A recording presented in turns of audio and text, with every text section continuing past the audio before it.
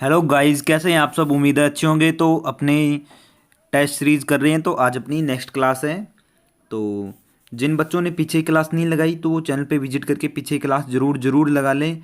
और अगर आपको टेस्ट सीरीज अच्छी लग रही है तो इसको लाइक और शेयर करना ना भूलें। और जो भी स्टूडेंट नए हैं तो चैनल को सब्सक्राइब जरूर कर लें। तो चलिए शुरू करते हैं अपने आज का अपना फर्स्ट क्वेश्चन और अपनी टेस्ट सीरीज का 71 नंबर क्वेश्चन। बैंगन की फसल है। तो बैंगन की फसल है, ये कौन सी फसल है। परपरागित, स्वपरागित, दोनों या सभी असत है, यानी कि उपरोक्त में से कोई नहीं। तो जल्दी से जल्दी कमेंट सेक्शन के अंदर बता दीजिए जो बैंगन होती है वो किस प्रकार की क्रॉप होती है। आपके पास 4 सेकंड का समय है, जल्दी से जल्दी बताइए। तो जो ये बैंगन है ये परपरागित क्रॉप के अंदर आती है। Next question, question number 72।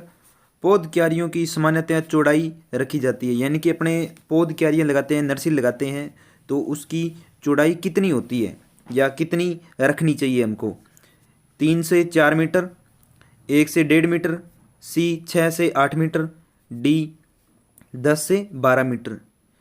तो जो पौध क्यारियाँ होती है उनकी अपने को चौड़ाई है वो सामान्यतः 1 से 1.5 मीटर रखनी चाहिए। नेक्स्ट क्वेश्चन, ककड़ी की बीज दर प्रति हेक्टेयर कितनी होती है, यानी कि जो ककड़ी होती है उसकी सीड रेट होता है जो वो पर हेक्टेयर कितनी होती है या कितनी ऑप्टिमम होती है। तो 2 kg, 4 kg, 6 kg, 8 kg प्रति हेक्टेयर। तो जो ककड़ी होती है उसकी सीड रेट 2 kg प्रति हेक्टेयर होती है। नेक्स्ट क्वेश्चन, इनमें से खरबूजे की किस्म नहीं है। तो खरबूजे की किस्म कौन सी नहीं है, कौन सी खरबूजे की किस्म नहीं है। दुर्गापुरा मधु, हरा मधु, पूसा मधुरस और डी मधु।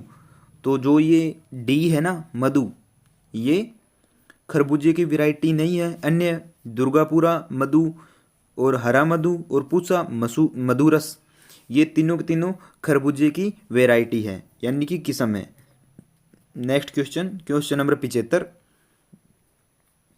करेला की मुख्य फसल कब ली जाती है, यानी कि जो करेला होता है उसकी मुख्य फसल मेन क्रॉप कौन से महीने के अंदर ली जाती है। जनवरी के अंदर, फरवरी मार्च के अंदर, जून जुलाई के अंदर या सितंबर अक्टूबर के अंदर। तो जो ये करेला होता है उसकी क्रॉप को अपने फरवरी मार्च के अंदर लेते हैं। नेक्स्ट क्वेश्चन, फ्रूट फ्लाई का नियंत्रण अपने किस प्रकार कर सकते हैं या किससे कर सकते हैं। मेलाथियान से, रोगर से, ब्रोडो मिक्सचर से या मैनकोजेब से। जल्दी से जल्दी कमेंट सेक्शन के अंदर बता दीजिए कि अपने फ्रूट फ्लाई का जो कंट्रोल है या मैनेजमेंट है कौन से रासायनिक के द्वारा अपने उसको कंट्रोल कर सकते हैं। तो किससे कर सकते हैं अपने कंट्रोल। जो ये मेलाथियान है इसके द्वारा अपने फ्रूट फ्लाई है उसका कंट्रोल कर सकते हैं। Question number 77। अनौपचारिक शैली उद्यान में रास्ते बनाए जाते हैं। तो अनौपचारिक होती है ना जो, तो उसके अंदर उद्यान के जो रास्ते हैं वो कैसे बनाए जाते हैं। समतल बनाए जाते हैं या सीधे बनाए जाते हैं या चौड़े एवं सुव्यवस्थित, डी टेढ़े मेढ़े ऊंचे नीचे। तो जल्दी से जल्दी बता दीजिए जो अनौपचारिक शैली उद्यान होती है उसके अंदर अपने रास्ते कैसे बनाते हैं। तो ये जो अनौपचारिक शैली से जब अपने उद्यान बनाएंगे तो उसके अंदर अपने जो रास्ते होते हैं वो टेढ़े मेढ़े रखते हैं। रास्ते होते हैं जो अपने टेढ़े मेढ़े रखते हैं।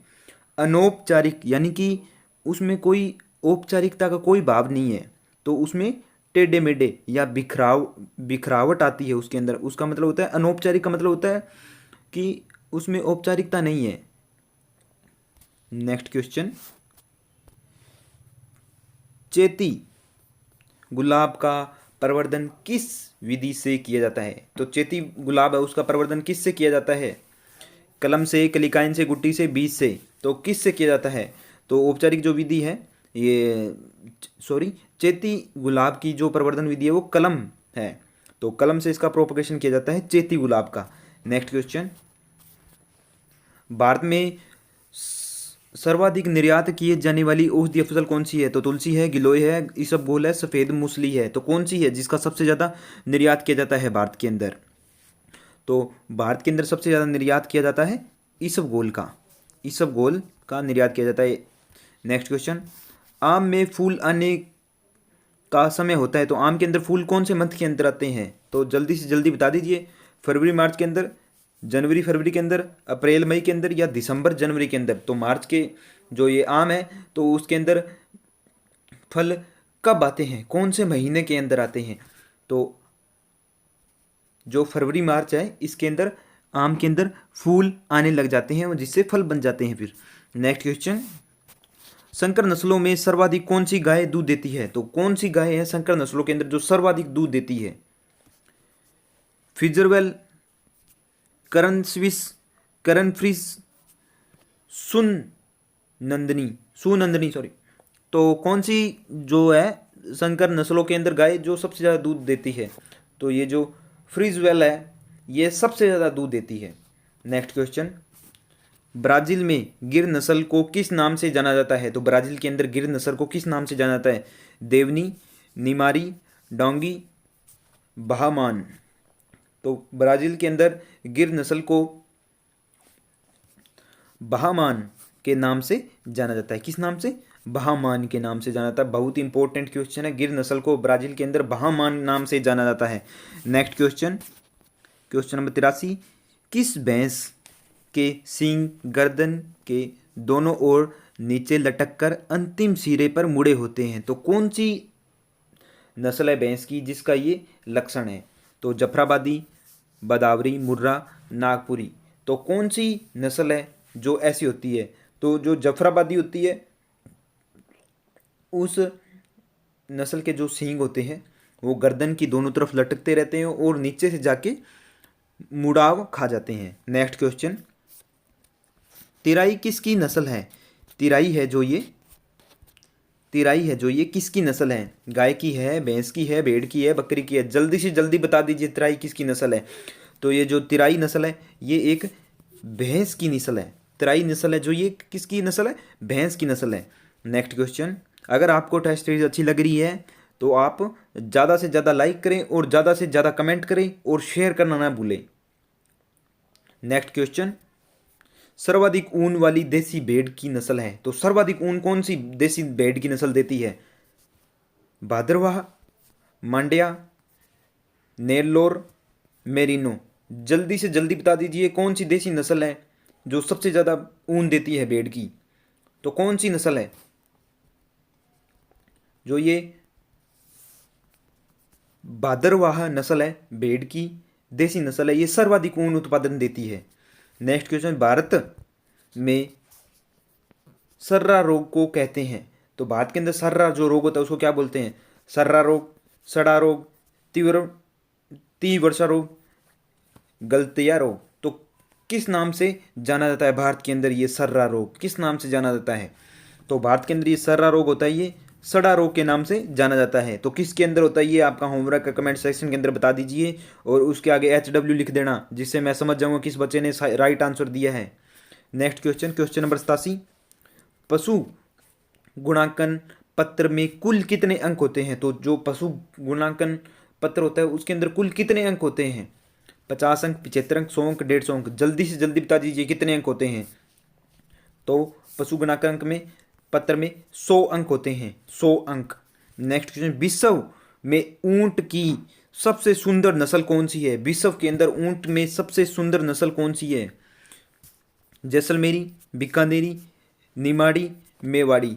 कौन सी नस्ल है जो सबसे सुंदर है ऊंट की? तो बीकानेरी जो नस्ल होती है ऊंट की ये बहुत ही सुंदर है दिखने में। नेक्स्ट क्वेश्चन,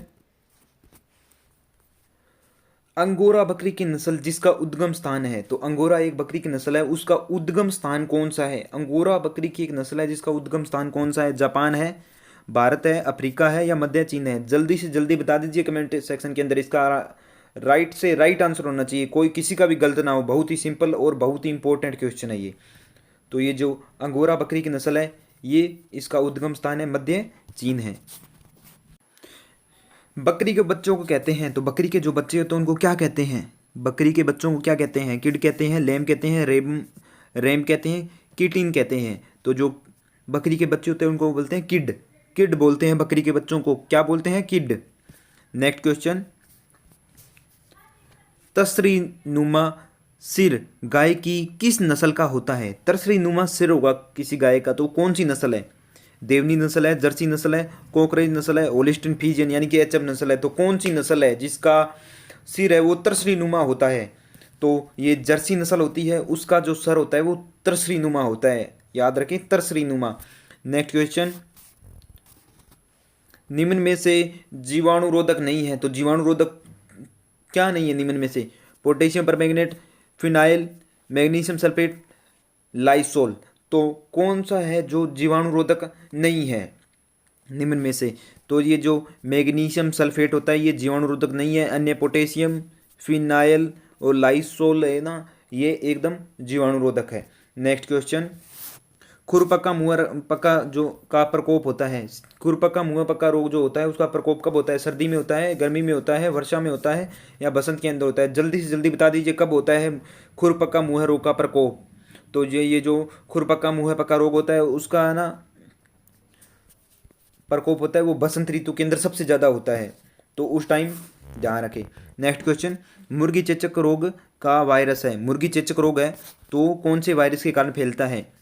बोरेलियो ओटा एवियम, बी टार्टर फ्यूरेंस, सी पक्सिनिया गैमिनिस, डी बेविसिया बाइजेमिना।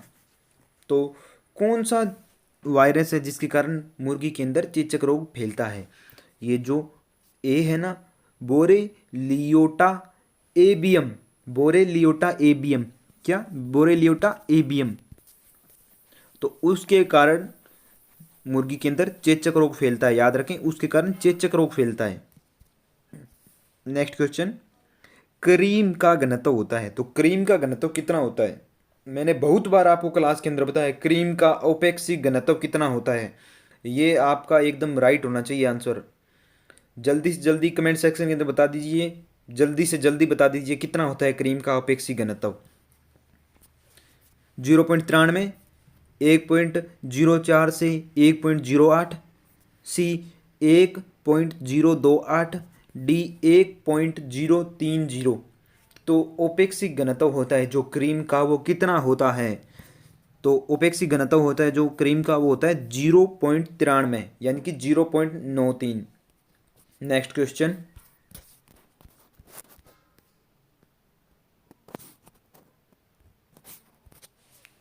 क्वेश्चन नंबर 96, यदि लैक्टोमीटर रीडिंग 60% से कम है तो इसमें से घटाएं, तो क्या घटाएं?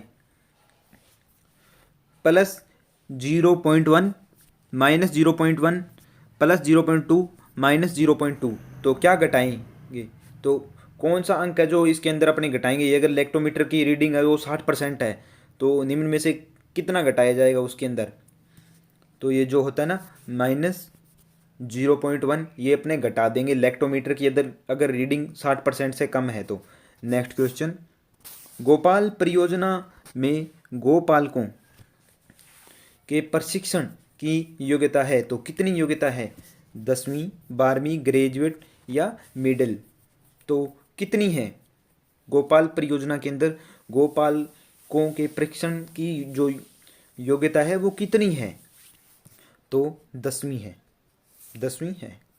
नेक्स्ट क्वेश्चन, प्लास्टिक की में वसा की कितनी प्रतिशत मात्रा होती है? जो प्लास्टिक क्रीम होती है उसके अंदर वसा की कितनी प्रतिशत मात्रा होती है? 75%, 65%, 70%, 80%। तो जो ये इसके अंदर 65% वसा की मात्रा होती है। नेक्स्ट क्वेश्चन, पानी की कठोरता को दूर करने के लिए प्रयोग में लिया जाता है, तो पानी की अगर कठोरता को अपने दूर करना है तो क्या काम में लेंगे? क्षारीय शोधक, अम्लीय शोधक, जटिल फास्फेट और डी आद्रक कारक। तो अपने पानी की कठोरता को दूर करने के लिए क्या उपयोग में लेते हैं? जल्दी से जल्दी बता दीजिए कमेंट सेक्शन के अंदर। तो पानी की जो कठोरता है उसको दूर करने के लिए अपने जटिल फॉस्फेट का उपयोग करते हैं। नेक्स्ट क्वेश्चन, निम्न में से जामन के प्रकार हैं, तो जामन के प्रकार कौन सा है? जामन का प्रकार कौन सा है? तो प्राकृतिक जामन, सामान्य जामन, शुद्ध कल्चर जामन और डी उपरोक्त सभी। तो ये तीनों के तीनों हैं, ये जामन के प्रकार है। आपको क्लास कैसी लगी जल्दी से जल्दी कमेंट सेक्शन के अंदर बता दीजिए। ये अपनी क्लास पूरी हो गई है, कल अपने नई टेस्ट सीरीज़ को करेंगे। और अगर आपको अच्छी लगी है क्लास तो इसको ज़्यादा से ज़्यादा शेयर करें, क्योंकि आप रिस्पॉन्स कम दे रहे हैं, तो थोड़ा रिस्पॉन्स दिए अपने आप को और क्लास को ज़्यादा से ज़्यादा शेयर करें। किसी भी प्रकार की कोई भी स्टूडेंट को समस्या है तो कमेंट सेक्शन के अंदर ज़रूर बता सकता है। पर्सनली किसी को कुछ पूछना है तो आप इंस्टाग्राम का लिंक दिया गया है डिस्क्रिप्शन के अंदर, वहाँ पर आप मैसेज कर सकते हैं। आपको अच्छे तरीके से समझाया जाएगा, कोई परेशानी वाली बात नहीं है उधर। और नेक्स्ट क्लास के अंदर अपने एक नई टेस्ट सीरीज को करेंगे और हर रोज़ अपने 7:30 बजे शाम को टेस्ट सीरीज करते हैं। तो थोड़ा समय का ध्यान रखें आप। धन्यवाद, मिलते हैं नेक्स्ट क्लास के अंदर।